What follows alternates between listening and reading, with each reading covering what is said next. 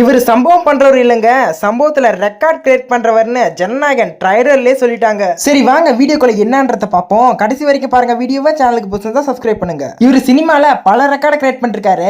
அதை தொடர்ந்து சிஎம் ஆகி ஒரு வரலாறே படைச்சிருக்காரு. இப்ப அதுக்கும் அடுத்த கட்டமா வேற லெவல் ரெக்கார்ட் கிரியேட் பண்ணிட்டாரு. இப்ப நமக்கு ஒரு டேட்டா ஒன்று வெளியாகி இருக்கு. இது வரைக்கும் நம்ம தளபதி சிஎம் விஜயான பிறகு சட்டசபைய கிட்டத்தட்ட 30 கோடி பேர் பார்த்திருக்காங்களாம். நீங்க கேட்கலாம் தமிழ்நாட்டிலே மொத்தமே 30 கோடி பேர் இல்லையா அப்படின்ற மாதிரி கேட்கலாம். பல லைவ்ஸ் ஓட்டு பல டிவி சேனல்ஸ்ல பல வீடியோக்கள் ஓடி இருக்கு. அதனால ஒரு ஆடியன்ஸ் ஒரு 10 தடவை அதை பார்த்திருந்தாலும் அதுவுமே கணக்கு தான். அதெல்லாம் சேர்த்து தான் கிட்டத்தட்ட 30 கோடி பார்வையாளர்கள் இருக்காங்க அப்படின்ற மாதிரி ஒரு தகவல் வந்திருக்கு. இவர் அரசியலுக்கு வந்த பிறகுதான் சட்டசபையை லைவா கொண்டு வந்திருக்காங்க. அதெல்லாம் மட்டும் இல்லாத இந்த சட்டசபையை 5 வயசு குழந்தையில இருந்து 80 வயசு முதியவர் வரைக்கும் பாக்குறாங்க. இதனாலதான் ஸ்டார்டிங்லேயே சொன்ன சம்பவத்துல ரெக்கார்டு கிரியேட் பண்றவர் அப்படின்ற மாதிரி. அடுத்த நியூஸா மாஸ்டர் படத்துல நம்ம தளபதி விஜய் ஜேடியா வந்து ஒரு பஸ்ல என்ட்ரி கொடுப்பாரு.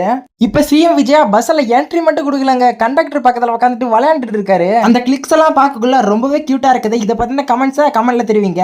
இதெல்லாம் தாண்டி ஒரு ஆராய்ச்சியாளர்கள் ஒன்று கண்டுபிடிச்சிருக்காங்க இதுல. அதாவது நம்ம சிஎம் விஜய் வந்து பஸ்ல என்ட்ரி கொடுத்தாருல்ல, அப்ப சீட்ல உட்காந்துக்கிட்டு ஒரு ஐபோனை எடுத்து வந்து வீடியோ எடுத்துட்டு இருப்பாரு.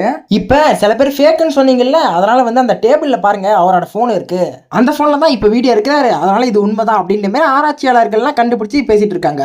அந்த போட்டோ தான் உண்மைதானே நம்மளே ஆல்ரெடி சொல்லிட்டோமே, நமக்கே எல்லாருக்குமே தெரியும். இப்போ புதுசாக கண்டுபிடிச்சிருக்காங்க. சரி கண்டுபிடிக்கட்டும். அப்படியே வீடியோ லைக் பண்ணிட்டு அடுத்து என்ன வீடியோ போடலான்றதை கமெண்ட்ல சொல்லிட்டு 2 பேருக்கு ஷேர் பண்ணிட்டு சப்ஸ்கிரைப் பண்ணுங்க. Bye friends.